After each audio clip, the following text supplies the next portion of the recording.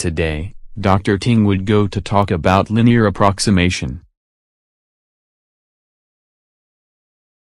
Hi darling, do you know how to find the value of e and pi? I have forgot to bring the calculator. Hi darling, it seems that we can use linear approximation. Let Dr. Ting teach us how to do so. We need to approximate a function f of x near x equal to x naught by a line. So what am I talking about? Well, suppose we have this function, which I'll highlight in yellow. Okay, so here's our function.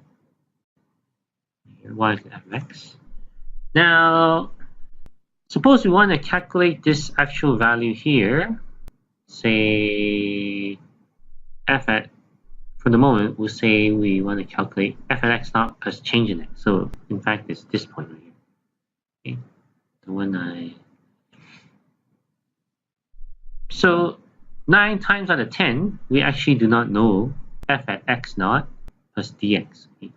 So the input being x naught plus dx. We don't know the output f at x naught plus dx. So what we do is we choose an input close to x naught plus dx, where dx is assumed to be small. So like I was saying, we choose a x naught which is close to x naught plus dx. So dx is small, right? Dx is small. And what we do is we draw a line.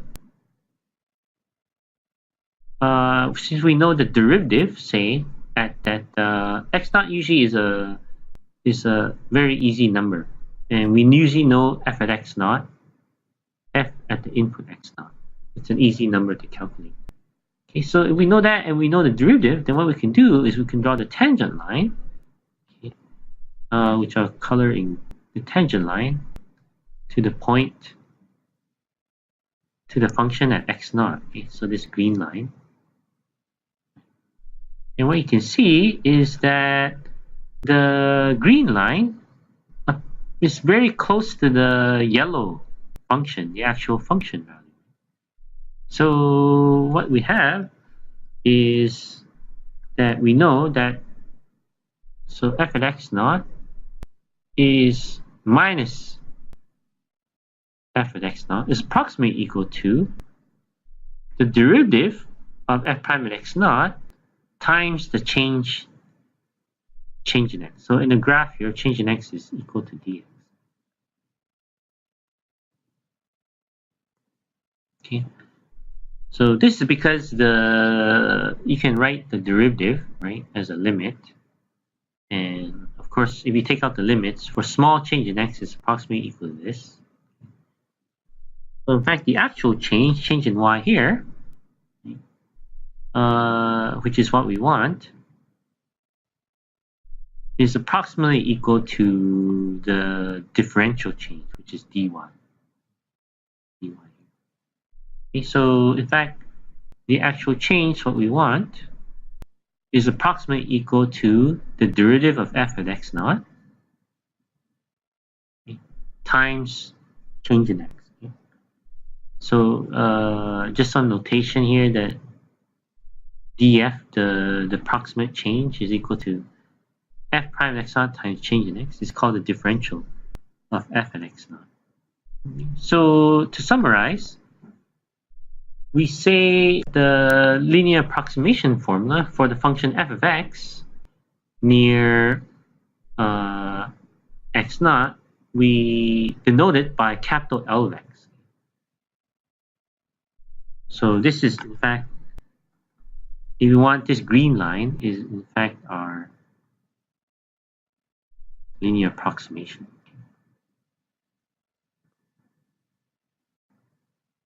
So our green line is in fact given by this formula, which I'll highlight in yellow. It's given by this formula. F of x naught plus f prime of x naught times x minus x naught.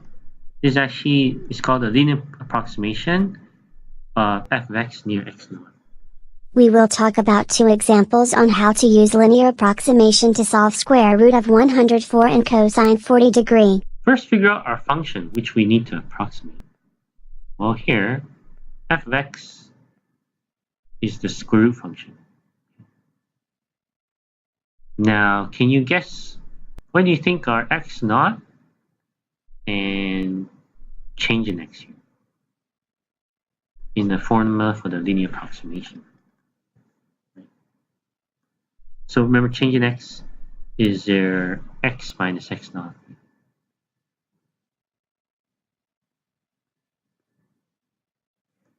Well, x naught is 100, right? And we want to approximate square root 104, so x must be 104. And since x naught is 100, then change in x is just 4. So our linear approximation, right, at x naught equal to 100 is given by, oh sorry, there's no, right, it's given by f at x naught plus f prime of x naught times change in x, right, by our linear approximation. This is of course just change in x. This is of course just change in x. Let's erase this here. This is our change in x.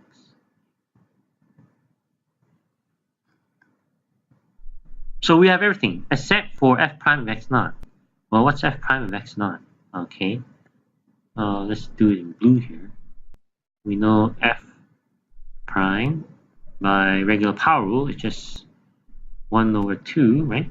Square root of x. So we have everything basically. So this is basically equal to f at x naught, which is square root of 100, which we know, plus f prime x naught, which is 1 over 2 square root of 100, times change in x, which is 4. So in fact, this is just 10 plus 1 over 20 times 4, which is just 10.5. Okay. So what's our actual answer? So this is our linear approximation. Oh, sorry, it's 10.2.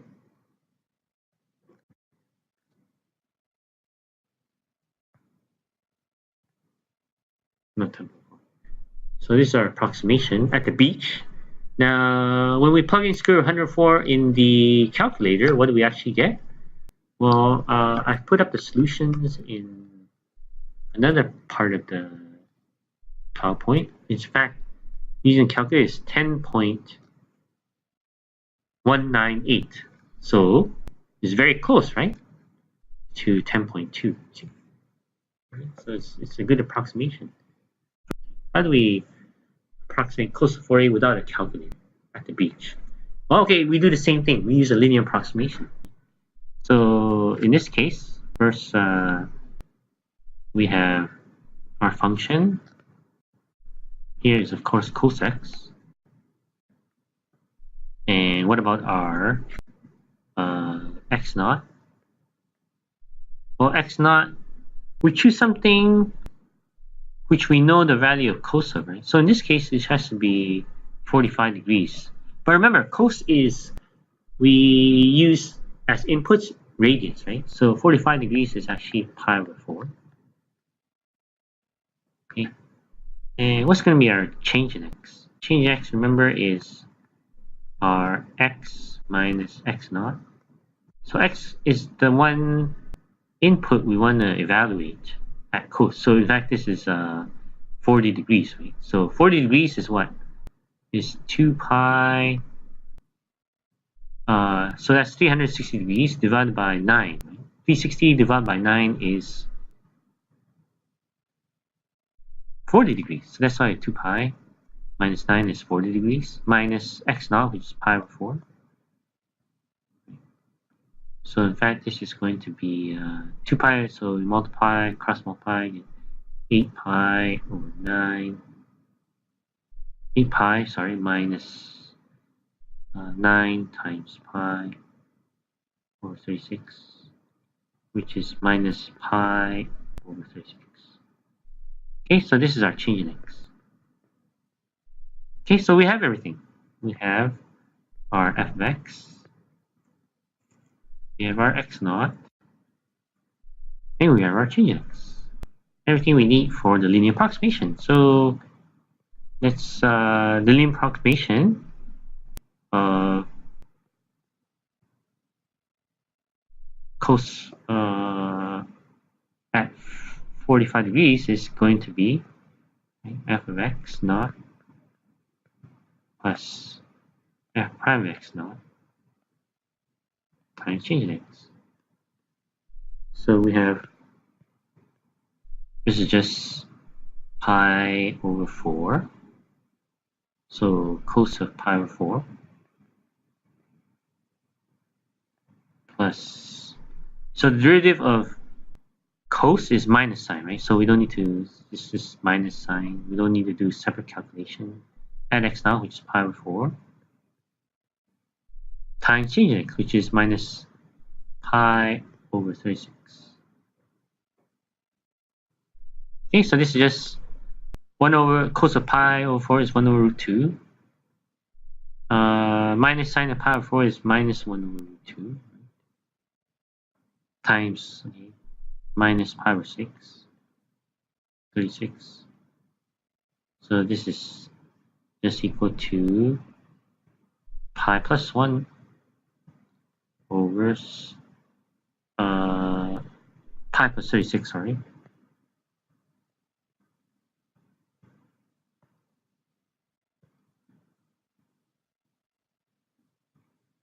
Over square root 2 times 36.